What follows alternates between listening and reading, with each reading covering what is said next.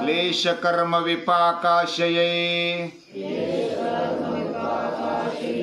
परामृष्ट पुरुष विशेष ईश्वरः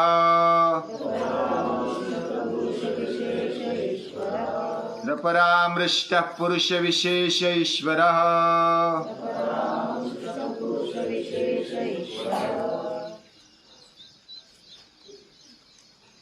हमारा जीवन मनुष्य जीवन है और मनुष्य जीवन में अंतःकरण को विशेष महत्व है। अंतःकरण में चार बातें आती है, मन, बुद्धि, चित्त और अहंकार। ये अंतःकरण चतुष्टय हुआ और ये अंतःकरण चतुष्टय हमारे पूरे जीवन को दिशा देता है। जितना अंतःकरण शुद्ध रखेंगे उतना हम भगवान के पास जाते हैं। तो जो मित्र था वो पहाड़ चढ़कर चला गया, उसको पहले विश्वास नहीं था अब मैं चढ़ सकता हूँ, इतना ऊंचा पहाड़ जा सकता हूँ, ये विश्वास भी आ गया और भगवान के दर्शन कर लिए। ऊपर जाकर एक मंदिर था, उसमें दर्शन करके आ गए। फिर चर्चा होने लगी उनमें, क्या मूर्ति ये भगवान है? क्या कोई मानव रूप ये भगवान है? तो भगवान क्या है? वो तो मूर्ति है, पत्थर की है। तो उसमें कैसे भगवान को देखे? ये अलग अलग प्रश्न पूछते गए। भगवान को पाने के लिए मेहनत करनी होती है, लेकिन इधर आकर के मैंने पत्थर की मूर्ति देखी, तो क्या पत्थर भगवान है? तो मित्र ने कहा, हाँ, हर कण में भगवान है, लेकिन कोई व्यक्त है, कोई अव्यक्त है। व्यक्त यानी जो हमारे सामने शक्ति रूप में, हलचल के रूप में प्रकट होता है। पत्थर तो हिलता नहीं, जिधर रखते उधर ही रहता है। तो उसमें कैसे भगवान आ गया? ऐसा प्रश्न उसने पूछा। वो सुप्त रूप में है, अव्यक्त रूप में है। जैसे अणुबम का स्फोट यूरेनियम धातु से उसके परमाणु को फोड़ करके अनुस्फोट हो जाता है। ओपनहाइमर ने जब पहला स्फोट किया तब मालूम पड़ा दुनिया को कि ये परमाणु में भी, ये मिट्टी के धातु के कण में भी शक्ति है, और उसको जब फोड़ा तो उसमें दिव्य शक्ति प्रकट हो गई। दिव्य सूर्य सहस्त्रस्य भवेद्युगपदुत्थिता यदि भास सदृशी साक्षात भासस्तस्य महात्मना।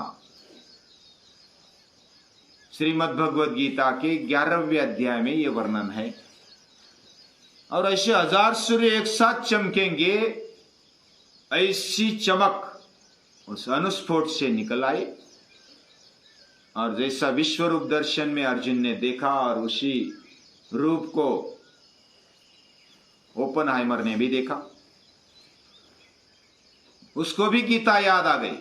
गीता खोलकर उसने ये श्लोक पढ़ा और नतमस्तक हो गया कि अभी कोई जड़ नहीं रहा, पत्थर में भी शक्ति है, चैतन्य है, लेकिन वो हम फोड़ नहीं सकते, अव्यक्त रहते हैं,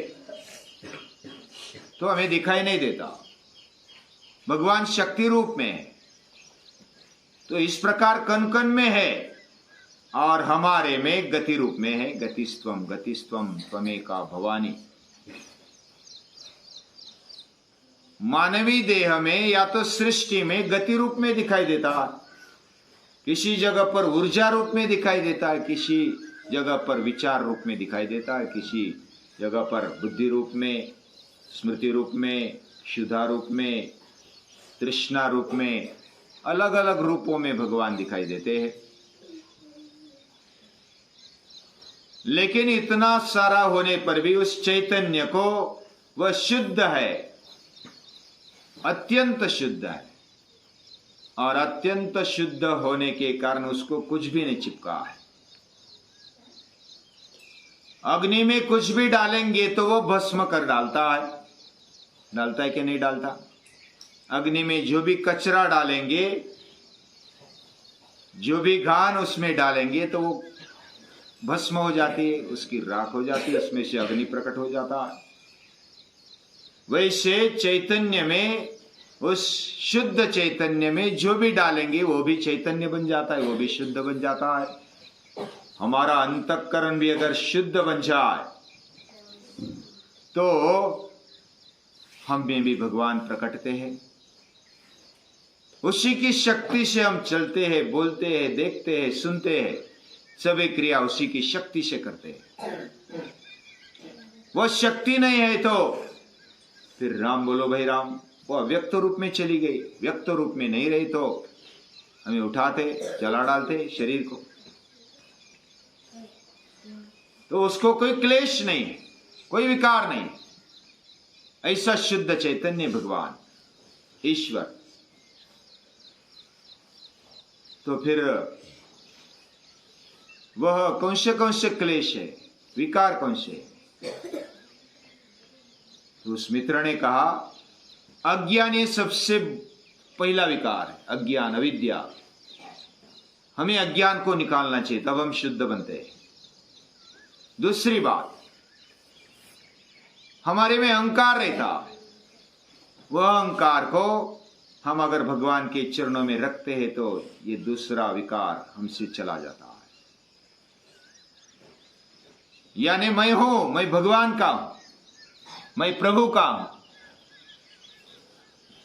और इस प्रकार अगर हम अपने अहंकार को भगवान के पास रखते हैं तो वह शुद्ध बन जाता है, अहंकार भी शुद्ध बन जाता है, हमारा अंतःकरण शुद्ध बनते जाता है।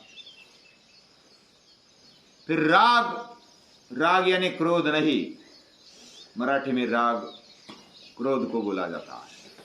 राग यानी आसक्ति, ये आसक्ति एक विकार है, क्लेश है, वो भी भगवान के पास नहीं, शुद्ध चैतन्य के पास नहीं। हमें आसक्ति रहती किसी वस्तु में, व्यक्ति में, पदार्थ में, उस आसक्ति को अगर एक रूप देखेंगे तो आसक्ति निकल जाती है। हमारा जीवन ये अलग नहीं है, सृष्टि से बंधा हुआ है। सृष्टि और हम एक चैतन्य से भरे हुए, इसके कारण राग चला जाता है, द्वेष भी चला जाता है। दूसरा एक क्लेश है द्वेष, और एक क्लेश है मुख्य, वह है अभिनिवेश, मृत्यु का डर। कौन सा भी डर, उसमें मृत्यु का डर सबसे बड़ा है, वो भी एक क्लेश है। उसको निकाल कैसे डालेंगे? हम शरीर नहीं है, हमारे अंदर रही हुई शक्ति, चैतन्य, वही आत्मशक्ति है, और वह शुद्ध है, वह कभी मरती नहीं। तो हम निडर बन जाते, जैसे भगत सिंह बन गए, फांसी पर चढ़ते हुए हंसते हंसते फांसी पर चढ़े, उनको मृत्यु का डर नहीं लगा। 9 महीने के बाद फिर से मिलूंगा, मां से बोला, फिर से जन्म लूंगा इस धरनी माता के लिए। ऐसी बोलने की हिम्मत उस चीज में आ जाती है जिसको मृत्यु का डर नहीं है। ऐसा निडर बनने की क्षमता उस चैतन्य शक्ति के पास जाते तो हो जाती है। तो इस प्रकार भगवान ये कोई भी क्लेश नहीं रखता, वैसा कोई भी कर्म उसके लिए कर्म करने की आवश्यकता नहीं होती, फिर भी वो कर्म करते रहता है। सूर्य को कर्म करने की आवश्यकता नहीं, फिर भी वो कार्यरत रहता है। उसके लिए कोई पाप नहीं, कोई पुण्य नहीं, कोई पाप पुण्य मिश्रित नहीं, कुछ भी कर्म उसको चिपकता नहीं, कर्म का फल भी नहीं चिपकता, और कर्म का संस्कार भी इसको चिपकता नहीं है। ऐसा पुरुष विशेष ईश्वर है, ऐसे ईश्वर होते हैं, ऐसे मित्र ने बताया। भगवान ऐसे होता है, उसको कोई क्लेश नहीं, कोई कर्म चिपकता नहीं, कोई कर्म फल चिपकता नहीं, कोई कर्म संस्कार भी उसको लगता नहीं है। लेकिन मनुष्य को यानी हमें लगता है, और इसलिए हम मनुष्य है, जीवात्मा है, और हम शुद्ध बन गए तो परमात्मा के जैसे बन जाते हैं, उस परम पिता के जैसे बन जाते हैं। और यह बहुत ही महत्वपूर्ण जानकारी उसको मिली, और वो बोला कि मुझे भगवान क्या है समझ में आने लगा है।